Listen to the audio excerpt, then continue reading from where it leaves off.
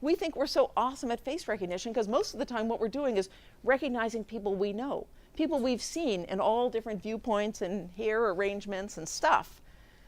If you don't have lots of opportunity to store all those things, and it's a novel face, we're really bad at that. Okay? Yeah. But there's a constraint of time. Yeah, I was trying to make the demo work, but so the way they do this task, people have unlimited time and they're just kind of sorting them.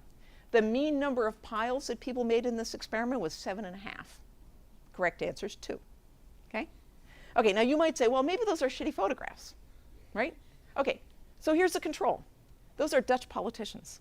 They then did the same experiment on Dutch people who look at that photograph and in about 2 seconds say, 2, duh. Okay? So if you know there's nothing wrong with those photographs, it's just a matter of whether you know those people or not.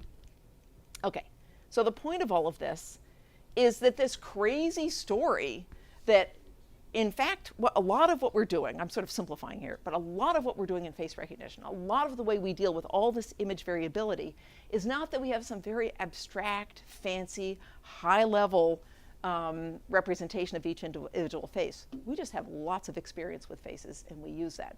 So that if we have a novel face that we don't have all that experience with, we're not so good at it. I'm going to run out of time, so I'll take one question and go on. How do they control for, the issue you said about, like, if you don't have experience with, like, certain races? Yeah. I'm sure whenever you do face recognition experiments, you make sure that, if your dominant subject pool is Caucasian, you have Caucasian faces or whatever. Yeah. Unless it's something you don't understand, I'm going to hang around after class. You can ask me questions there, or if you have to go, you can email me, because I really want to get through this next bit. Okay? Okay. So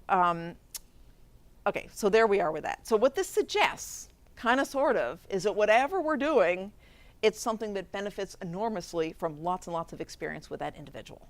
Maybe it's not literal memorization of actual pixel-like snapshots, but it's something more like that than anybody would have guessed before this experiment.